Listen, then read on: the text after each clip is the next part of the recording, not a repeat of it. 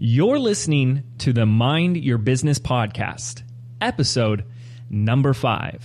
Today, we're talking all about this thing called the law of attraction and how it relates to your business and success. Stay tuned. Hi, I'm James Wedmore, and I've built a 7-figure internet business that offers the financial freedom to do what I want when I want. And I'm the first to say that hard work and hustle are not essential ingredients for your success. So, how do you build a thriving business from the inside out? This is the Mind Your Business podcast, featuring myself and co-host Phoebe Mroczek. Well, hello, ladies and gentlemen. Welcome to the show. Welcome to the podcast. I'm your host, James Wedmore. And I'm Phoebe Mroczek, your co-host. And we are really excited for this one. This is going to be a big topic. This is going to be a long one, just to kind of warn some of you. This is probably going to be my favorite one, actually, that we've done so far. So far. Many more future favorites coming your way. So today we're discussing a topic that it might be kind of controversial to some people. I don't know. I feel like it's been a little controversial, which is the law of attraction. Ooh, what is that? And I've heard of that and all that stuff. And of course, how we can use it in your business. So, wow, let's get into this. So I think the concept of the law of attraction first got popularized back when the movie/book The Secret came out, and it's been so fascinating because that was actually my very first introduction into all of this woo-woo stuff, right? We're going to start it by saying, like, listen, I'm very left-brained. You guys have known that, and I was extremely skeptical. I think I said this in a previous episode, that I was given a book on the law of attraction several years prior, like 2006-ish. And I literally, it was like a nice Christmas gift by my mom and my sister, and I threw it away. Like, this is garbage. I'm grateful. Totally. I'm like, let's burn this devil worshipping book here. And wow, what a full circle 180 that my life has taken because of this stuff. And so I want to invite, first and foremost, that those who are skeptical, rolling their eyes, shaking their heads, being very logical about this, to challenge you to be in a space of being open-minded and coachable and receptive to this, because I can assure you, as someone who has built a business and has secretly, because I don't really talk about it openly until now, secretly behind the scenes been using this stuff on a daily, minute-by-minute basis, that I think it is about the application and the use that can either be misconstrued into a way of like, this stuff doesn't work, this is hokey, woo-woo, mysticism BS, versus like, wait a second, no, there is actually something to this. So we're going to go very deep as we can here today on the call. So stay with us. And for those, I know there's going to be people listening that are all like, I use this all the time. I love manifesting all that stuff. I'm a manifester. And, and so we want to create that blend of like adding the magic and the business to work together. And I think one thing I just wanted to say is, just to get all woo-woo on you, there is a reason that you're listening to this, because I know when The Secret came out, when the book came out, I was not receptive at all. So I didn't even watch the movie. I didn't read the book until recently. So you're saying that they were attracted to this episode. Exactly. I mean, but the thing is I still joke about it. I still think it's complete nutso, but I'm still using it because I used my logical brain to prove this. And for those of you who are left brain people, then how do you decide that? Well, you could take a Myers-Briggs test. That'll be another episode, how I use Myers-Briggs in my business. But if you were someone who was like big on math and science and very logical, rational type person, you're a left-brained individual. A great book that we want to start out by recommending is called E-Squared by Pam Grout. You can get it on Amazon. It's 9 do-it-yourself energy experiments that prove your thoughts create your reality. This is whenever someone comes to me and they show some sort of receptiveness to this magic of attracting things and turning your thoughts into real, tangible stuff in your life, I start them out on this book because the author, Pam Grout, does an excellent job of using science experiments to prove that you can actually apply this stuff and see results. And I've done so many random little things that we won't get into most of them, but some of them here today. And it's like, oh my gosh, it works. So that's E Squared by Pam Grout. We'll have that in the show notes. We'll have it in the show notes. We like saying show notes. Makes us sound cool and professional. The other one is who I really think is the people who really brought the concept or the wording of law of attraction to the foreground. It was actually predates the book/movie of The Secret, and that is the people of Abraham Hicks, a woman, Esther Hicks, who... Okay, this is what like caused me to like throw this book in the trash. So hold on, sit down, channel a being or collection of beings called Abraham to talk about this concept of the law of attraction. They were actually in the first original version of the movie The Secret and were taken out for legal reasons, which I say, hurrah to them. I'm kind of glad they were taken out because I've actually done the research on why they were taken out. And, it was like legal stuff like, oh, you have to hand over all your material to us and can't like use it anymore. Something ridiculous like that. And it's like, well, whenever lawyers get involved, it'd be yucky. But a lot of people then, once they saw The Secret, they're like, okay, let me investigate this. And that's when they would stumble upon these Abraham books. And the one I recommend the most, one of my favorites, is called The Vortex. That's the name of the book. You can get it on Amazon as well. It's called The Vortex by Abraham Hicks. And I will start out by saying that I listen to a minimum of 30 minutes of Abraham Hicks audio a day. Every single day. It's audios? So I just go to YouTube at this point. Like, so I've read all their books. I think they actually just came out with a new one, so I haven't read that one. If they did come out with a new one, I haven't read it. But I've read all their other books, all the audios that they've ever come out with on like iTunes or something, and then they record all their live seminars, and they're all over YouTube. You literally just type in Abraham Hicks. I just put it on the iPhone, go for a walk in the morning, go down to the beach, and I'm listening to that stuff. And it's the same darn message. It's a broken record over and over and over again, but I just learn it at a deeper and deeper level. And sometimes there's just some piece of that message that I'm like, oh, I needed to hear that today. And it's been such a, like, I can't even begin to explain. It's just such a vital piece of ingredient to the success that I've had. And I see every day how I could be using it more, that I'm still not, It's like, we want to also say that we're not experts on this. Right. Okay. I think that's a huge disclaimer before we jump into everything we're going to share with you, but we're using it. So it's like, something's working. Something's working, and we're using it and we understand it, but we're not like the teachers on it. Like, let me be the expert authority on law of attraction or something, and there are people that are out there that do that, but I just recommend it too. E Squared by Pam Grout and The Vortex by Abraham Hicks. Cool. So let's kind of jump into it. Do you want to talk a little bit more about, what is your definition of the law of attraction? Oh, great. I don't know what my definition is. Like, a lot of it is of just, what do others define it as? Like, what exactly is it? So I did some research, to just like write it out, and we came up with some great definitions. One very simple is like attracts like. Okay.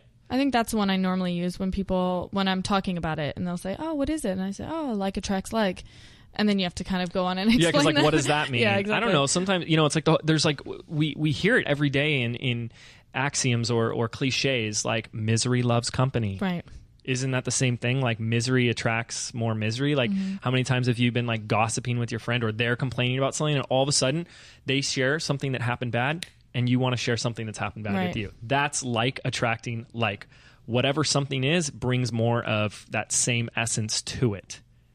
That's one. I like to also define it as you attract or bring closer to you what you focus your attention on. However, we are going to have a big asterisk next to it. It's not necessarily what you focus on, but what you make it mean when you focus on it. So Phoebe and I could be sitting here, and we could both be focusing on the same exact thing, but I could be interpreting that differently. And this is like level 202 of law of attraction stuff. So people say like, oh, and this is the great like stupid example. The movie The Secret, I'm not trying to bash it or anything, but like, close your eyes and think of a bicycle, or think of the Ferrari, and when you open it, like, there's the Ferrari. And, the example is let's say, okay, so this is a perfect example. So let's say Phoebe and I are here at the office, and we look outside in the parking lot, and there's this guy who rolls up in a brand new Lamborghini, and he's just like dressed impeccably well, and he looks amazing, and he's got this incredible car, and he's just like, oh, success, whatever. But we're both focusing on the same thing. But Phoebe, I could be sitting there going, look at this douchebag, and like, who does he think he is, and oh, he probably trust fund baby, and he's a loser and whatever. And Phoebe's going like, wow. well, not like like, hey, what's your number, but like, I want that. And that, thank you. That's like proof of, that's what I'm moving towards. And wow, if someone else has that, that means that's possible for me as well. So it's not about what you focus on necessarily, because we're both focusing on the same thing, right. A dude coming out of his Lamborghini, but what we make it mean when we focus on that. And gosh, guys, when you start to look at that, I mean, it opens up a whole new world. Like, okay, we're both focusing on this object or this person or this thing or this situation or this problem. What is then my experience with it? What is the relationship that I create with it? Because we then think that that is reality, that that is what it is. Like, I'm going to sit there and say, no, this guy is a D-bag. Right. And you're going to sit there and say, this guy is an inspiration to me. So who's right? Yep. And the thing is well, we both are, because exactly. I'm going to continue. It's the story you're telling yourself. Absolutely. Yep. So it isn't about what you focus on. It's about what you make it mean when you focus on what you choose to focus on, or the meaning that you focus on. Because now I'm going to start finding, D-bags, using that word, all over the place, like rich jerks. And then now I'm going to create this whole belief system about rich people are jerks. And then guess what? How am I supposed to get rich and wealthy if I don't want to be a jerk and I despise jerks? I can't access wealth.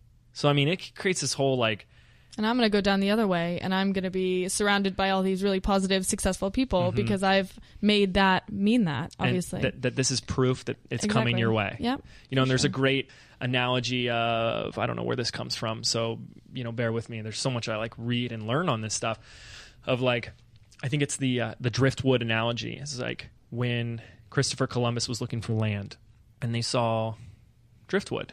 That's proof that land is close. They didn't see land yet, but they saw the wood floating in the water, and they said, wait a second, there must be land nearby. And that gives them hope. And, you get to either choose to say that, we're moving further away from land or we're moving closer. You know what I mean? Right. And that's the meaning that you put on it. So that's another definition. I also like to say you get what you expect. So if you're working on a project, Phoebe, like you're doing a launch or promotion, I can just ask you and be like, cool, what do you think's going to happen? Right. How do you think this is going to go? And you can say one thing, but then we get to say, is that what you really think? Right. Are you being authentic right now? Is that how you really feel? Like, really, let's get real for a moment. Everyone can say they want $100,000 launch, but when it gets down to it, you're like, well, do you really, what are your real expectations? And deep down inside, they don't actually think that could happen. Yep. But that's what they're saying because they think other people want to hear, or that I have to should think positive. Right. And this isn't positive thinking, which I know that gets a lot of criticism too. This is positive feeling, because we can sit there and just be like, $100,000, $100,000, and then inside that feels like crap. You're like, oh, but it's not going to happen. Yeah. And that's the real feeling there. And it's hard at first for someone like myself. First of all, I'm a guy, so we're not really in touch with our feelings. And second of all, I'm left brain, so I totally am emotions are illogical type robot, right? So oh my goodness, the work I've had to do to be okay, let's listen to your feelings and let's get in touch with them. But that it's, as we'll talk about today, holy cow, your emotions are a complete indicator of where you are on that attraction scale. Yep. So the other thing is, which we've heard all the time, and I love all the quote images when I see these, I always make sure to heart them and double tap them and all that good stuff, is that thoughts create things. That's going to be the next viral post on Instagram. All the thoughts create things, because you're going to be double tapping it, sharing it like crazy. But law of attraction is simply what most people say is what they use as a tool to manifest things. If you've ever heard anybody say things like, oh, we manifested that, or I attracted that, they're using this concept of the law of attraction, which is considered this universal law, which we're going to continue to just have this dialogue with and a discovery process. So I really appreciate you guys being open-minded and excited about it. We'll give you guys today on this episode some tools on how to use it. We're going to talk about the big objections that people have about why it doesn't work, why it's stupid. And then, of course, we will look at why it doesn't work. Why people are saying, oh, I tried that, it doesn't work, or it didn't work for me, whatever, and help you soften that a bit, because it does. It does work. I mean, the thing is it's working. It's just, are you using it? Right, exactly. It's the great analogy is it's well, the law of gravity doesn't work. It's what are you talking about? It doesn't ever not work. It's always working. It's just, are you using it properly? You can use law of gravity and take advantage of that, or you can use law of gravity and really hurt yourself. So an elevator uses weights to counterbalance and move 10 people up 10 stories. That's law of gravity in action, or you can like fall off a building and die. Right. So law of gravity is working, and the same thing with law of attraction, right? So manifesting. Well, what exactly is manifesting? Because I know it is a buzzword, I think, in the spiritual community, and I was saying it before I even really knew what it was. And I mean, this is so funny because, like, to me, this is still so surreal that we're talking about this, because I just always roll my eyes when I hear, like, overly spiritual woo-woo type people. I still feel I'm, like, very grounded and, like, show me the results, show me the money, show me the proof, right? But no, I have done some pretty miraculous manifesting, and we'll talk about some specific fun examples throughout the entire podcast. Right. But I found a definition of manifesting that I absolutely love, and it's my favorite thing to share, and I think it just ties us all in together. Manifesting is simply physical evidence of an existing vibration that you have. So what is a vibration, right? What does it mean to have a vibration?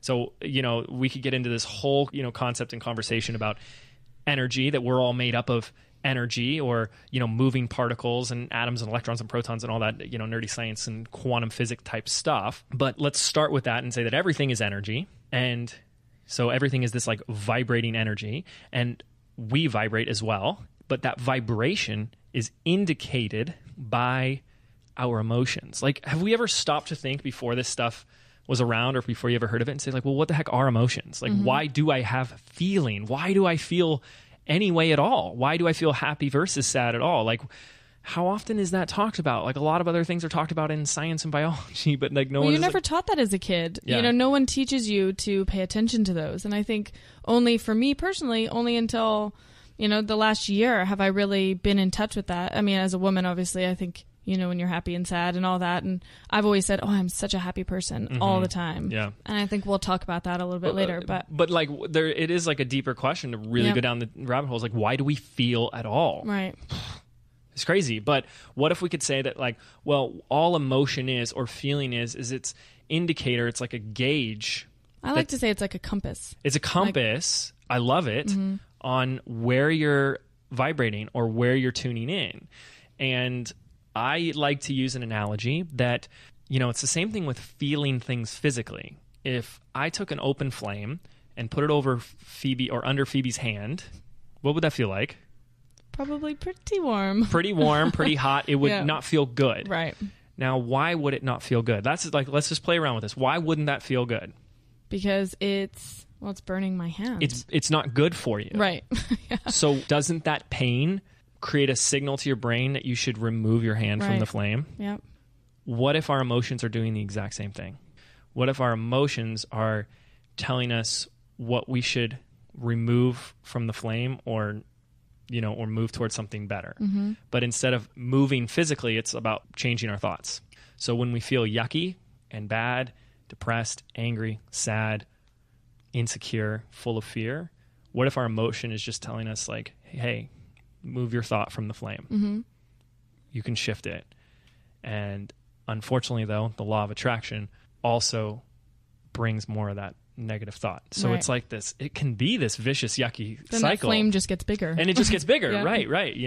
I mean, and then there's like so many cliches, like the rich just keep getting richer. Law of attraction in action, and very fascinating stuff there. So we're just like dancing around a lot of this and taking you down the rabbit hole. But I think a lot of people naturally assume that the law of attraction is positive thinking, and is, well, if you just think positive thoughts, then that's that is the law of attraction. So what would you say to that? I would say that if the emotion isn't part of it, then it doesn't matter what you're thinking. So we call that putting whipped cream on garbage, which is like, and it goes back to our elephant in the rider example. If you're feeling one way, but you're thinking the other, they have to line up. Right. Now, however, what you think about determines what you're focusing on, and that can shift your emotions. But just saying an affirmation of, I'm happy, I'm happy, I'm happy. Or like Tony Robbins says this, like, in a garden full of weeds and going, there are no weeds, there are no weeds, there are no weeds, like, doesn't work. And again, this goes back to what we said before, and we're going to go deeper with this, is that something happens. Whether it's like, if a problem occurs, like, it's not a problem, it's just something that happens, and then you choose what you make that mean. Is this a problem? Is this an opportunity? Etc. And we'll talk more about that, because I think that's a huge distinction and breakthrough we want to give you guys here today. But it isn't about positive thinking. To me, it's about managing your emotions, having an awareness of how you're feeling and what kind of impact that's making on your life, and how we can be in better touch with that. So it's not positive thinking, it's just feeling positive. It's positive feelings, positive emotions. And so the really simple premise is just feel good first. This is why people get so excited on podcasts like my morning routine. Like, what's in your morning routine? It doesn't matter what the heck your morning routine is. Your morning routine should have one intention, and it should just be feel as amazing as possible. Yeah.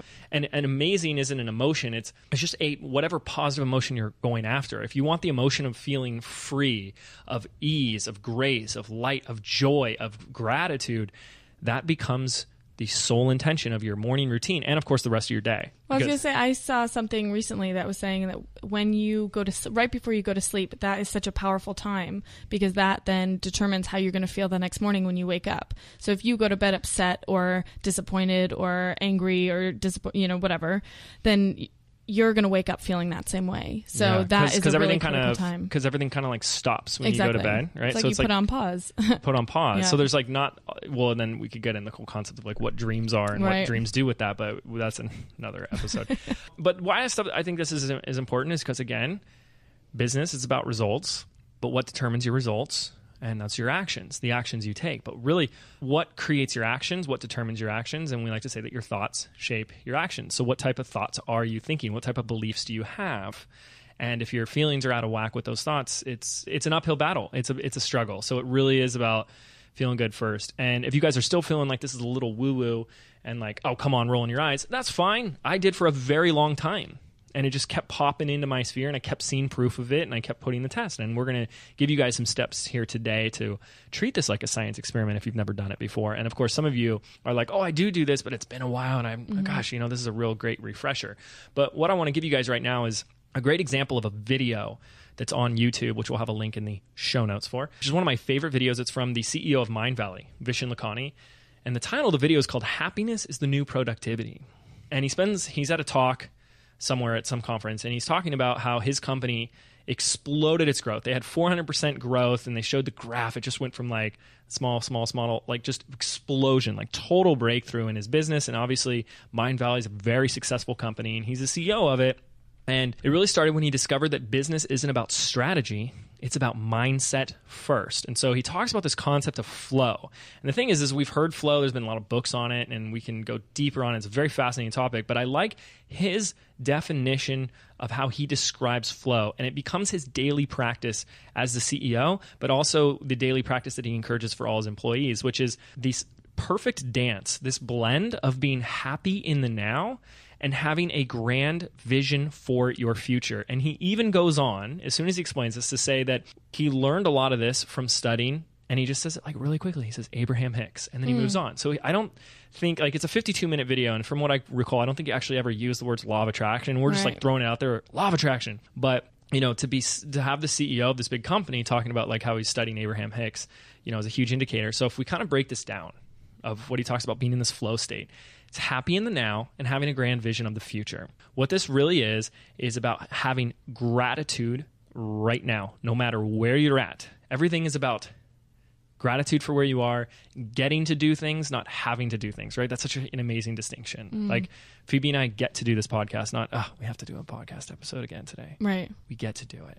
That's happy in the now. Not in 5 minutes, not 10 minutes ago, but right now. Like, are you happy right now? Are you excited right now that you get to listen to us in your ears? Yes. If not, then turn it off and go find something else that you're happy about, right? And at the same time, making your next thought being excited about what your grand vision or plans are for the future. Well, I think for Vishen, just what I know of him and in Mindvalley, they talk so much about meditation, and a lot of, I think in our daily lives right now with social media and all this stuff going on, we just have so many distractions. So being happy in the now, I remember someone recently asking, when's the last time you just really focused on the now? And I just think if you're not intentional about it, it's very easy to forget about. It's something that for me personally, it's never something I've ever considered, because I've always been, I'm so happy all the time. But when you are really intentional about that, I think it's really important. And you start getting into meditation and all of this stuff. So, well, Maslow, Abraham Maslow talks about the 4 levels of learning, where it's unconscious incompetence, conscious competence, conscious competence and unconscious competence. And I said those really fast. But basically right now for you, you're describing it as it's a conscious competence, which means you have to have an awareness about it. You have to be very intentional about it. But it really does get to a place where it's kind of unconscious. Like you do it daily, no matter what. You don't think about it. It becomes part of your routine. And boy, that's where we want to get everybody to. Exactly. Baby steps, people. Baby steps. So Phoebe, let me ask you this. What are you happy, excited about, or grateful for right now in your life, in this present moment? I would say this podcast. Doing this podcast You're just right now. saying I that. know, just because I'm sitting here. This is day 2 of our actual recording. Yep. So I would say I am really grateful for just having a business, and being able to kind of go wherever I want, because I'm sort of in the middle of traveling.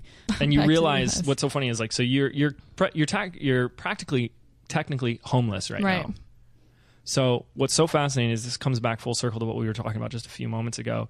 If that were me, it would be a total breakdown for me. Yeah. So Phoebe focuses on that she doesn't have a permanent home at the moment, because she just moved from Germany and now she's hanging out with a bunch of friends and going down the California coast. And I said, well, stop by for a few days. Let's make a podcast. And for her, that's like freedom. Yep. For me, that would be like, holy crap. What? Right? So isn't that funny? It's like, it's not what you focus on, but the meaning you give it. Right. You know, for me at this point in my life, like the foundation structure and all stability is like so important. And I need that, you know, a representative of like, I have an office now, you know, very grounded with an office and a house and all that stuff, not just like a laptop, a bag, and a Starbucks. Yeah. 2 suitcases. And I'm just wherever I'm going to go today. Sure. Why not? Which, you know, that's you. That's what you want. And that's amazing. So, okay. So what has you excited for the future? I'm actually quite excited to find a place to live now, going kind of contradictory to what we were just talking about. But it's absolutely not contradictory at all, because it's not. Because it's, you know, I can sit there and say like, and that's what they talk about as the journey of being an entrepreneur is like, I'm not done yet, but I'm loving the journey and I'm excited when I get there. You know, you never get there, but same thing. Yeah, I'm excited to find a place that I really love. And just to buy a house. So so we're going to use this as an example throughout the rest of this episode of Phoebe's journey to manifest just a place that you love. Yep. Okay. So in a moment, we're going to talk about the 3 steps to attracting anything you want in your life. How awesome is that? But hopefully I've been doing it right. Right. Well, asking that question right there is an example of not doing it right. Because that's like, you know, lack of like confidence and skepticism and whatnot, but we'll get into that too. Let's talk about, you know, the criticism of law of attraction before we get into the steps. What is it that you think people are saying when they like shake their head and roll their eyes at this? Yeah, so I know a lot of people are saying, you know, aren't you burying your head in the sand? Are you getting complacent? You know, if you can't, well, just are you burying your head in the sand? And so what would you say to someone like that? Because, you know, you have people that like, well, like if I give you the definition of like, you get what you focus on. And so people then say, so I'm not supposed to focus on the fact that I have $10,000 in credit card debt? It's not what we're saying. And I think we've done a really good job of already saying like it's the meaning you put on it. Right. And the question is whatever you have in your life, whether it's something that happened this morning, something you're dealing with, the question you then ask is, it's a 2-part question. You say, well, what happened? Like if I were a unbiased third-party historian writing your biography, or just a history book of your life, what would I write down as to what happened? Like a bill came in the mail from the bank saying you owe $10,000. That's what happened. And then the second question is, well, what do I make that mean? And for some people, it's like, well, it means my business isn't working, which means I'm a failure, which means I have to get a job, which means I have to give up on my dreams, which means my life is over. Well, yeah, that's going to be a freaking thing you don't want to focus on anymore. But, you know, one of the things that I did, and we talked about this in another episode briefly, was when I struggled, every time I struggled, I would try to get myself to a place of not burying my head in the sand, but reminding myself that this is all part of my story one day. And one day I get to share all this. All these other experts and authorities who are out on stage and they're, you know, well-known in the industry, they talked about their struggle. I said, this is my struggle. I didn't ignore the issue. I had debt. I graduated college with $10,000 in debt, and then I had to move home with my parents and live rent-free and eat off of Subway sandwiches. I didn't... yes, it was breakdown, totally, especially when you're like single and you're trying to date and you're like, well, maybe we'll go to your place because my roommates are asleep, you know? My parents. Don't go upstairs. Yeah, and like, oh, just awful. But that was, those breakdowns. But now I was like, this is part of my journey right now. And so it was what it was, and then I chose what I made it mean, and that's what I focused on, and it was a more empowering meaning, and that's really what we're talking about here. So real quick, going back to the person getting the bill in the mail, if you think about another person who's getting a $10,000 bill, they might have just been coming down from $100,000 in debt, and now they receive that bill and like, yes, $90,000 exactly less. Done. Yeah. Student loans are almost paid off. So there are different scenarios, that you can kind of attach to that. But the work that's so challenging is that we collapse what happened and what we make it mean, and we right. can't tell the difference. Yeah. We just say, I'm in debt and my life is over. Mm-hmm. Like, what happened? My life ended. Like whoa, what? Like, come on, So we want to soften that as much as we can and look for a more empowering meaning without ignoring it, without burying our head in the sand. And listen, as a business owner, you are in the business of solving problems. If you, like, this is what people don't understand. They don't understand. They go, I want to start a business. And they're like, yeah, I'm a business owner now. You don't realize that it's every day it's about solving problems.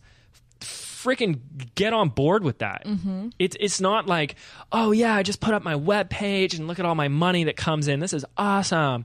What you have to understand is all the people that are sitting there saying, I built a business and I'm doing all this stuff now, they're not talking about their problems. So you just assume that, oh, well, they've got it made and they're doing all this wonderful life stuff. Like, we have an episode coming up where I talk about all the stuff that I'm still struggling with on a daily basis, like fatigue and insecurity and like employees and motivation, all that stuff. That doesn't freaking go away.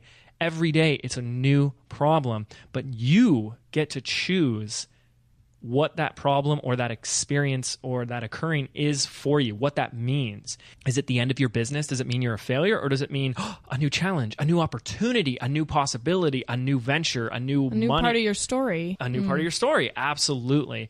You are in the business of solving problems, and you can't solve a problem from a place of disempowerment, of a place of whatever you've made it mean, because you're just going to attract more of that crap. And you have to really have this skill and ability to stand in the place of the solution, right? And that's why this stuff is so freaking important. And so many people either just don't talk about it, or they like are using it and don't talk about it. Mm-hmm. And then of course there's the people that are like, all they do is talk about it, but they're not applying it. Right. That are just like a little too woo-woo for me. Yeah. Sorry. But so I want to give a great example of this really quick. In 2009, I joined forces with a person who we became a business partner, and we created, like, I'm giving you a short version, but we created an entire business this is when I was living at home, right? So I was like not making much money at all.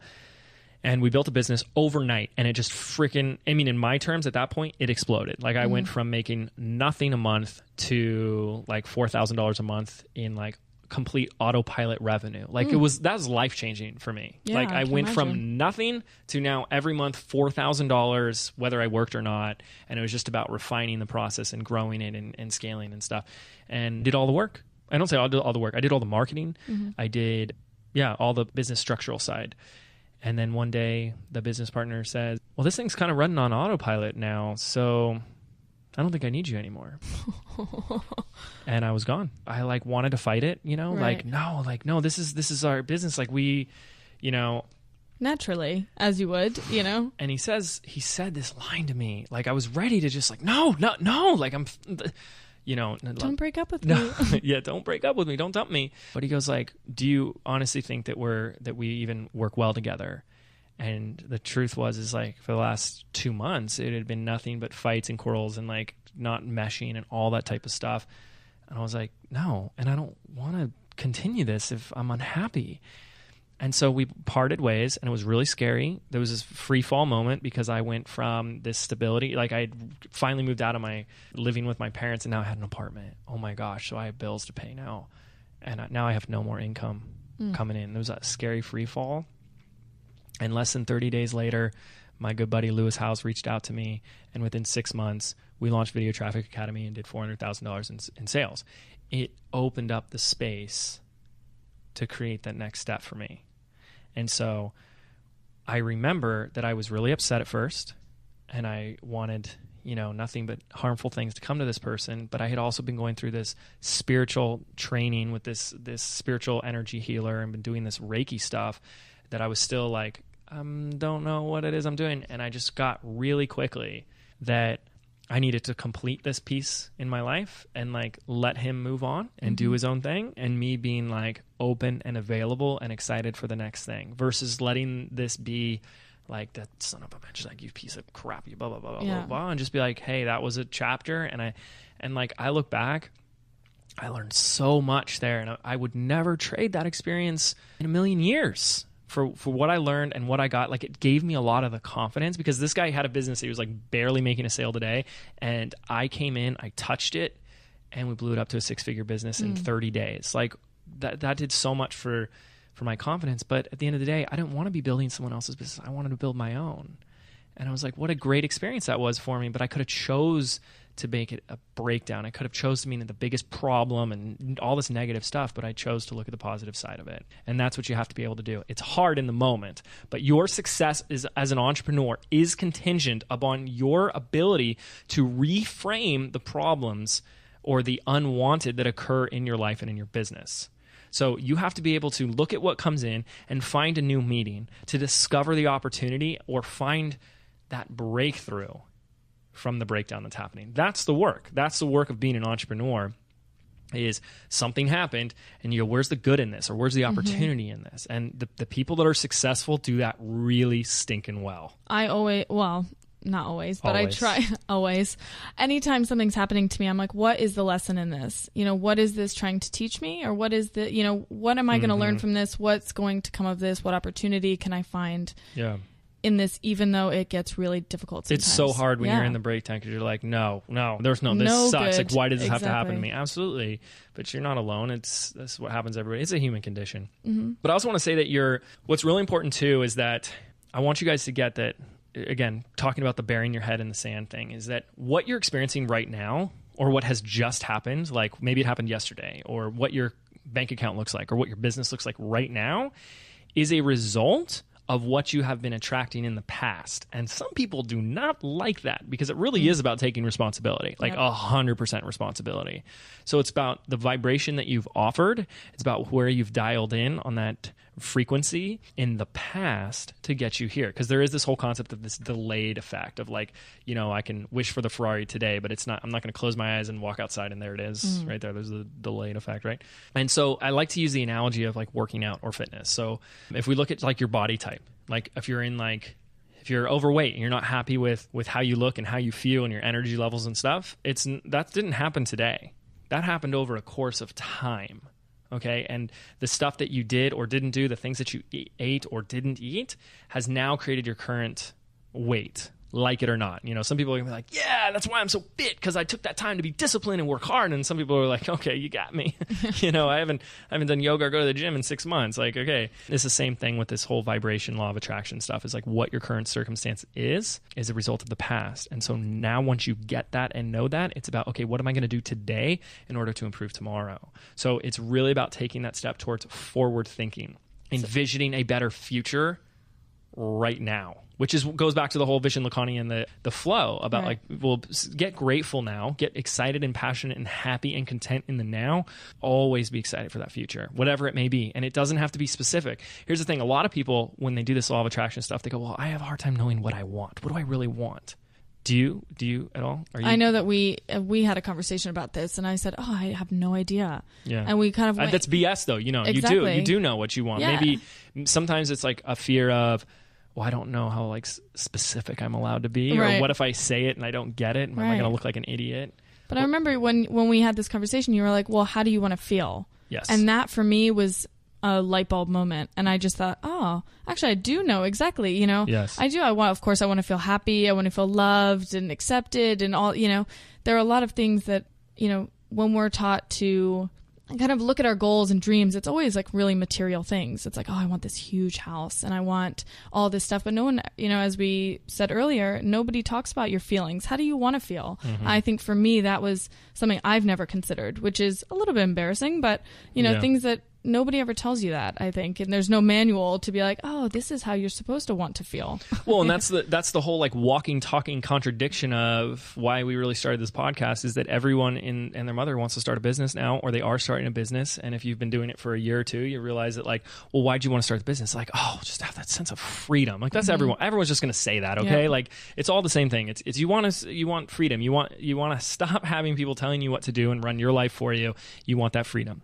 Okay. We all put our own label on it, but it comes down to that. Yet how free are you feeling right now? Right? We're running around. We got to be on like 100 different social media sites. We're working 14 hours a day just to like make ends meet. And it's like harder than if we more work. Well, I think it's Lori Grenier's quote is something like, entrepreneurs are the only people in the world who would work an 80-hour week to avoid a 40-hour work week. Oh, and I love that. I work 16 hours a day so I can make money while I sleep. Exactly. And what's the other one is entrepreneurs are willing to... Yeah, entrepreneurs or entrepreneurship is living a few years of your life like most people won't, so that you can spend the rest of your life like most people can't. Right. And I mean, it's true. Like we're not saying that you don't have to sacrifice, that it doesn't get challenging and hard at times, but you know, it goes back to the concept of the flow of find something to feel good about now. Find a way to change your relationship with it. It's like, okay, it's hard. Okay, there's stuff to do. Okay, I get it. That's just how it is, and that's how it's going to be. But how's your relationship with that? Right. Like, can you be with that, or are you just like, I can't handle it? You know, it's too much, and I'm going to fail, and I suck, and it means my life is over, and I'm worthless, and all that stuff. Or are you going to be like, oh yes, rise to the occasion, and I'm like, I can do this. Like this is just God or the universe testing me. You know, whatever you need to do to say to keep you on your feet. Yep. I think that's what a lot of this work is. So my question to you, which I know that I used to think, or this was a question that I had, so maybe some other people are thinking it, but when you start to attract the wrong things or bad things into your life, how do you recorrect or self-correct to get back on track? So to take from the credit from the Abraham Hicks teachings, like they have the greatest thing. It's just like, it's basically like saying, I just jumped out of an airplane without a parachute. What do you suggest I do? And then they say like, hold on, it'll be over soon. Yeah. But the point is like, it's kind of true. It's like, well, there's always tomorrow. Yep. Right? Like you can start again tomorrow. I think the very fact that we take a moment to, or have that ability to create the distinction that says like, wow, oh yeah, I kind of manifested this, or I attracted this, or this, I take responsibility for it, is like more than enough right there. Like, I just think that's so important to have the intention of taking responsibility for everything that happens in your life. It can be hard at first, but you become more and more mindful of it, and it will all be over soon. You know, and it'll all be over soon. It's like kind of what I would repeat to myself and just move on. Yeah. Cool. So the second, we're talking about the criticisms of law of attraction and what the haters say. Exactly. And so number 2, or the second one, would be that you can't just close your eyes and visualize and magic stuff appears. I'm like, that doesn't happen. And I think it, like, who's to say it doesn't? But I do want to like knock that movie The Secret a little bit, because I think that's like all they kind of did was like showed examples of people like sitting on their couch and imagining them driving a Ferrari, and then they like open up the garage and there it is inside. And you know, so yeah, maybe you can't just close your eyes and then like open them and there's all this magical stuff that's happened. But I also feel like, you know, so people then say, well, so it's all about action. You got to take action. And say, yes, but you can't hustle or take action from a place of fear. So what this work is really about is about getting into dialing up to that positive vibration, to that positive feeling first, and taking action from there. This has nothing to do with not taking action or not being lazy, but discovering what it feels like to take inspired action.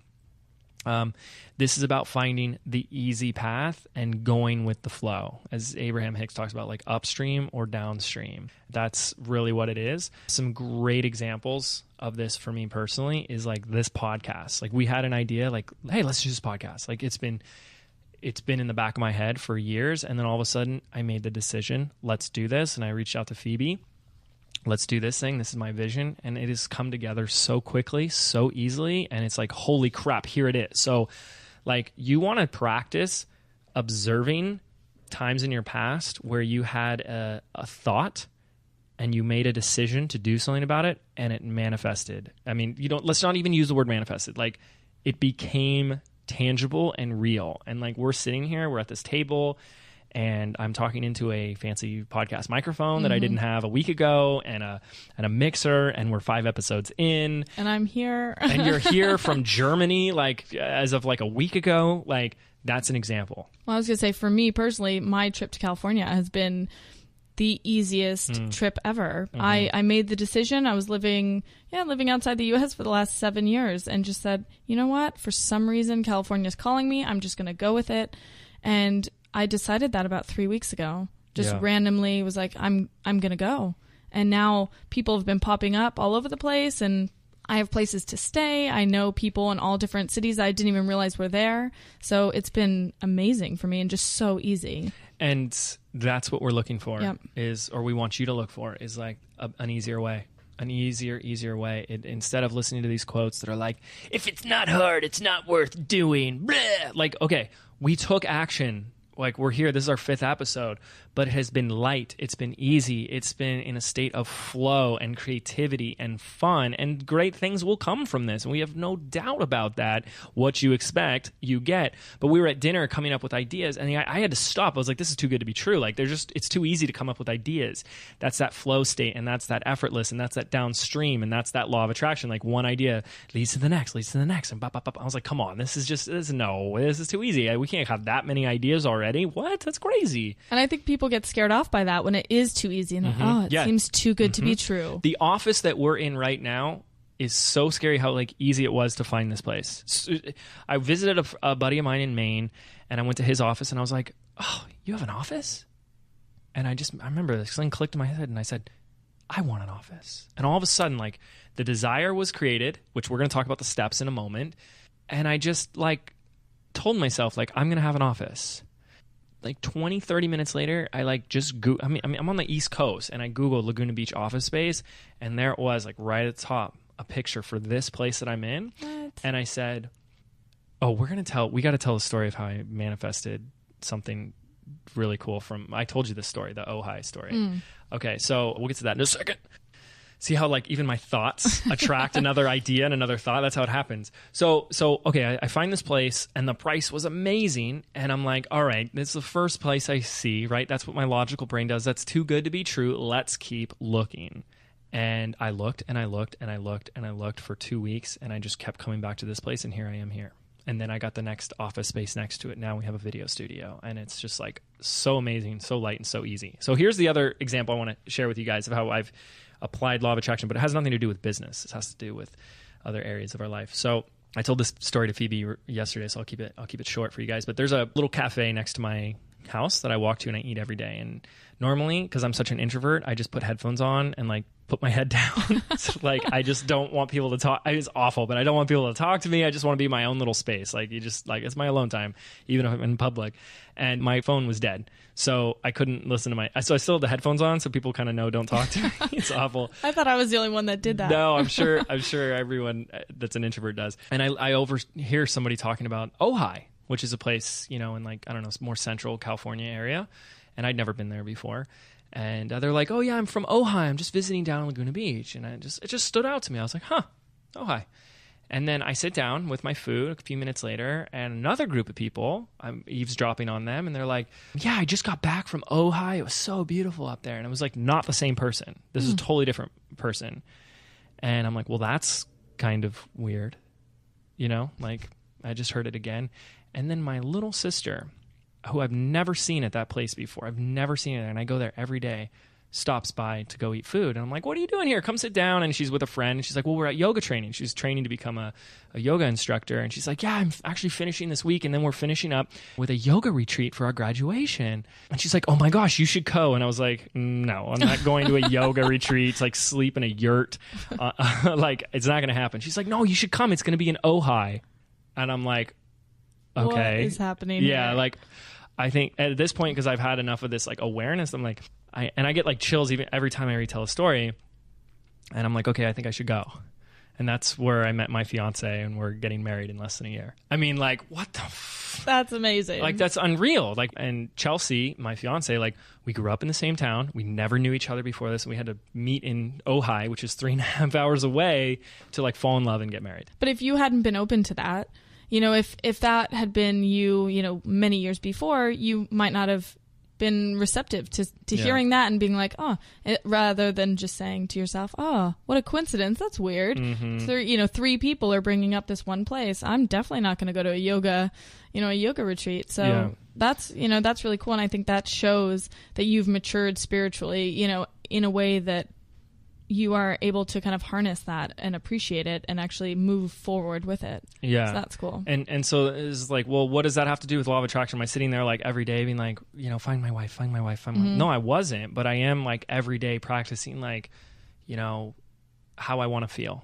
Yep. And, you know, like what we'll talk about in a moment is how to actually do that and how to do that in business or any area of your life. So let's do that right now. We're going to go ahead and share 3 simple steps on how to actually apply this manifesting magic into your business or however you want in any area of your life. So you ready? Yep. So number 1 is to identify what you want. So we identified what you want. Yep. Which is? A house. Yeah, a house or somewhere that I feel. Yeah, and now watch this, because I could play with this with there's like, okay, you want a house. Yep. So let's soften it even a little bit and say that, because what you said originally was somewhere that you love to live. Yeah. Notice the difference? Yeah. And you even like lit up a bit, you smiled a bit. It's like, I want a house. Right. It's like, no, you want somewhere that you love to live. Okay, so that's step 1. Yep. Step 2. What's step 2? Identify why you want it and then how it's going to make you feel. Yeah. And what it really is like when you really uncover why you want it, at the core is the emotion, is the feeling behind it. So let's just start there. Why do you want, why is this important to you? Why do you want it? I think for me, it is kind of the safety and security of having a place for my own place. That's just me. And yeah, that I feel happy and secure and safe and all of that kind of in one place. Yeah. And like a sense of certainty. Yep, for sure. So those are the feelings, which is the biggest ones I heard was like safe and happy, or happy and safe, with happy first. Yep. So that's step 2. Step number 1 is identify what you want. Step number 2 is get to that core feeling that you feel that thing will trigger for you. Mm-hmm. And step 3 is the magic step, because it's really about understanding that nothing makes you, feel a certain way. It's all about your decision to feel that way, and that you can feel that way right now. You don't need the house to feel happy. Right. And if you do, like this is like the breakdown with everybody, who becomes like a celebrity or something, and they have all this success and make all this money and they're miserable. It's not all that stuff that makes you happy, but it's your decision to be happy first. Mm-hmm. So step 3, how I do this, is to feel that emotion and that feeling now. So step 3 can look any way it wants. Like I could tell Phoebe to make a list of just describing how it's going to look for her and how it's going to make her feel, and then just practice that feeling now. I could have her do a meditation where she just visualizes it, and the point is to find that feeling where you go, it feels like I'm there right now.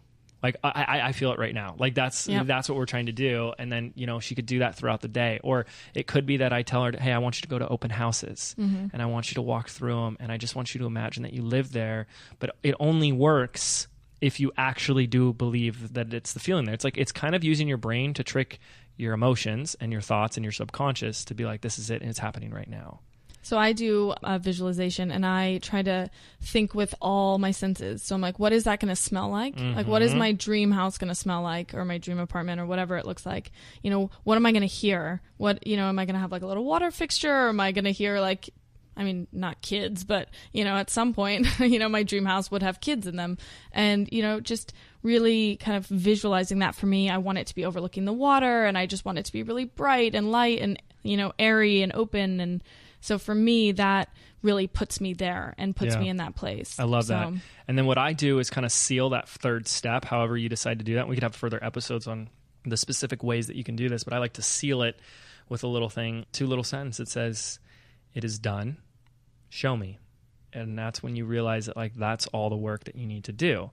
Now, again, it's not about not taking action, but it is about dialing into that right vibration of waiting. So what it really is waiting for that perfect house to find you now. Like what you need to get is it's not about you doing everything to go find that house, but to let that house find you. Right. But it doesn't mean you don't take action. Like maybe you are driving down the street and you feel inspired to be like, I'm going to go left.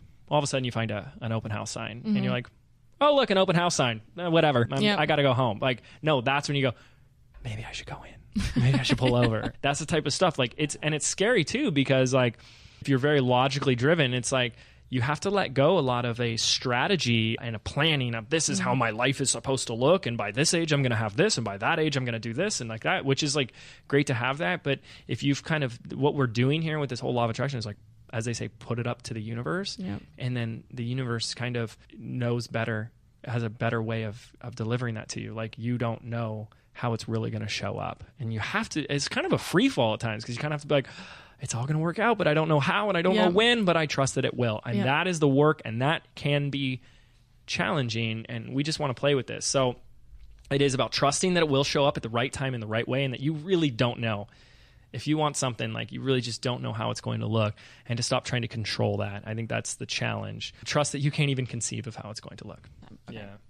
All right, so here is our next kind of category that we're going to talk about is, when people get discouraged that it's not working, or maybe it's not happening as fast as they would like or something, why is this not working for them? Yeah, because that's, people say, I tried this and it didn't work. So let's address that a little bit. And I think the first thing, I think this was the biggest breakthrough for me.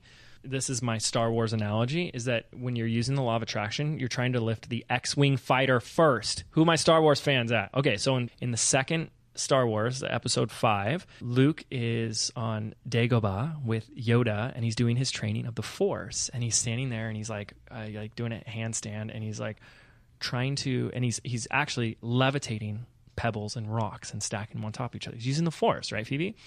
And he's doing it. He's like kicking butt. And then he notices that his X-Wing fighter, the ship that he got to Dagobah on, sinks into the swamp. And now it's like completely buried underwater. And so Yoda tells him to go lift it up, and he can't do it. And he turns to Yoda and he says this thing. He goes, lifting rocks is, levitating rocks is one thing, but a star cruiser or whatever is totally different. And Yoda says, no difference, only in your mind.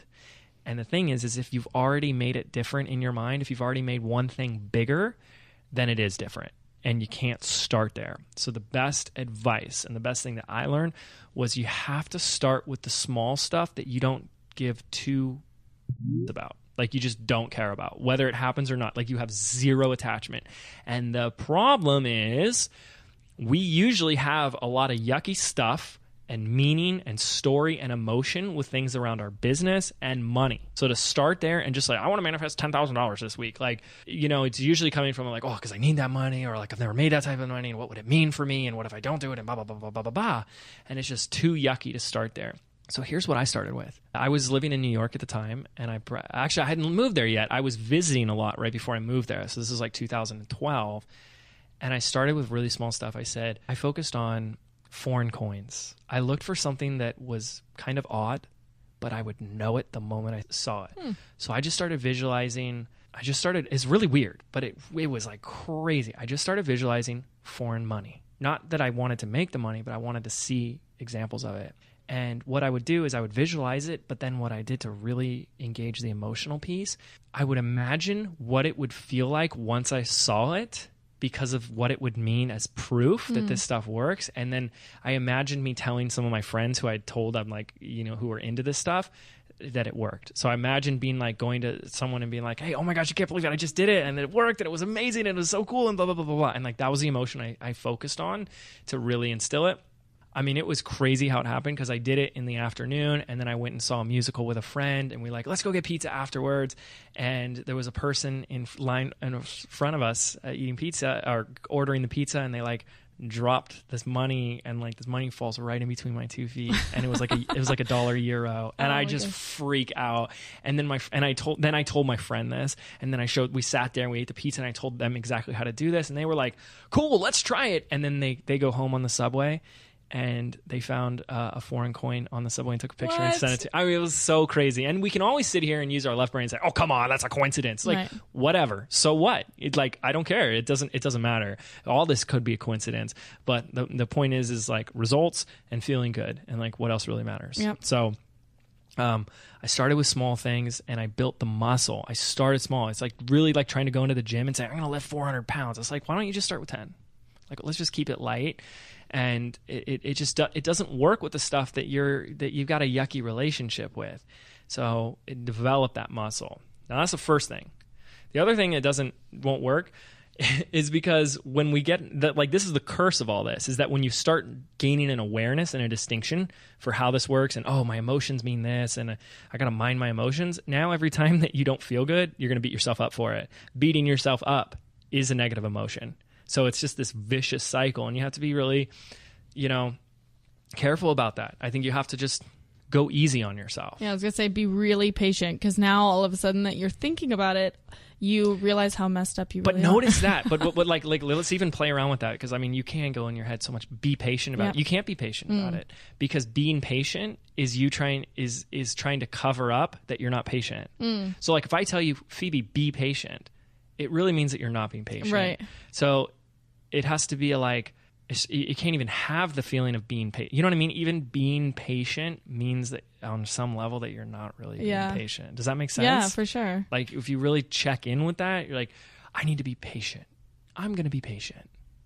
But in the back of your head, you're like, well, I only need to be patient because I'm so impatient. Yes, exactly. Versus, calm down. Versus like really discovering that in a place like you're perfect just the way you are right now, and you don't need anything else, and you're good, and you're like on cloud 9, and that's where you want to be. But the moment you're like, I had a bad day, or something happened and I got triggered and I'm angry, now I'm upset that I'm angry, you can't beat yourself up for not being happy and perfect all the time. And just remember that tomorrow's a new day and you can always start over the next day. But at the end of the day, it's about going easy on yourself and just looking for a more positive emotion. There's the great quote of like, follow your bliss. And that's what this is all about, is just find a way to access joy, happiness, peace, or whatever emotion that you're striving for.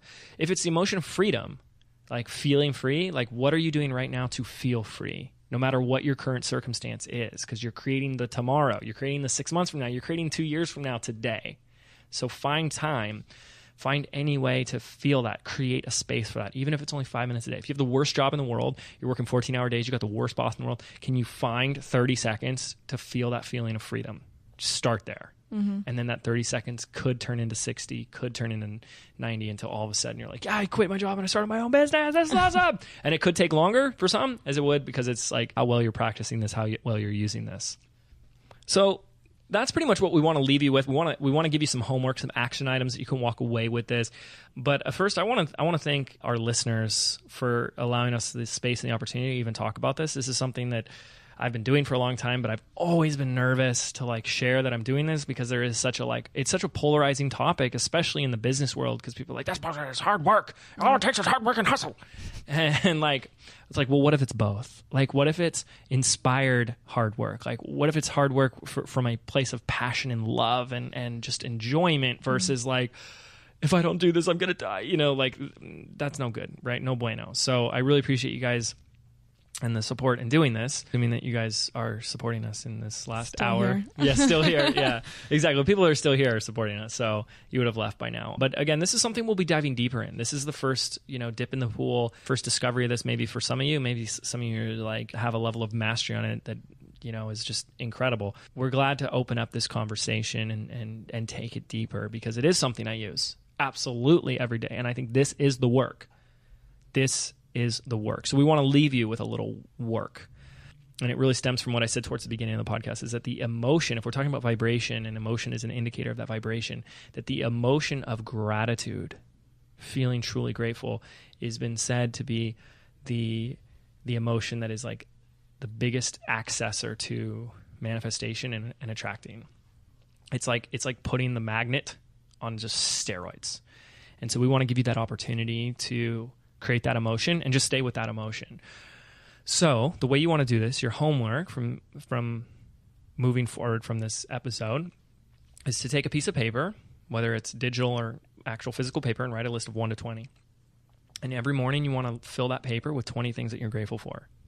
Now, for some of you, that might be hard at first. For some of you, that's like only 20. Point is to just start and to actually do it and discover the feeling of grateful. So I used to like in high school, and I just thought this stuff was like so stupid. And the teacher would be like, go around the room and everyone state your name and something you're grateful for. And like, I was too nervous and in my head to even, I'm grateful for my family. You know, like I didn't feel gratitude for my family when I said that. So this isn't about like, oh, look, turn it in and get the good grade and make sure you still look good. And like, you don't look like... Say what you think what we want to hear or something. Exactly. This is a discovery of that feeling of gratitude. Like, do it until you feel it. And if you're not feeling it, you're not doing the work. And then once you feel it, see if you can hold on to it. See what that brings you. See if you can intensify it. See if you can do more of that. Feel the gratitude. And when you feel it, it should just be this like overwhelming feeling of like every breath is just full of joy and bliss. And that's the work right there. And the more you do this, the more magical it becomes. Every day is a good start. Every morning is a good start. Right before you go to bed, it's even better. That's the work. I'm James Wedmore. I'm Phoebe Mroczek. And this is the Mind Your Business podcast. And thanks for listening. Are you frustrated that no matter how hard you hustle, no matter how much you get done in a day, you still feel like you have little results to show for it? Do you feel like you're doing everything right, but there's still something missing? Well, what if there was an easier way? What if your business could be fun, effortless, and profitable? Phoebe and I have put together a free audio MP3 for you, compiling the 77 business affirmations for creating success from the inside out. And we want to give it to you absolutely free. This is your chance to rewire your brain for bigger results in your life and your business. To get instant access absolutely free, simply visit 77affirmations.com. That's the number 77affirmations.com.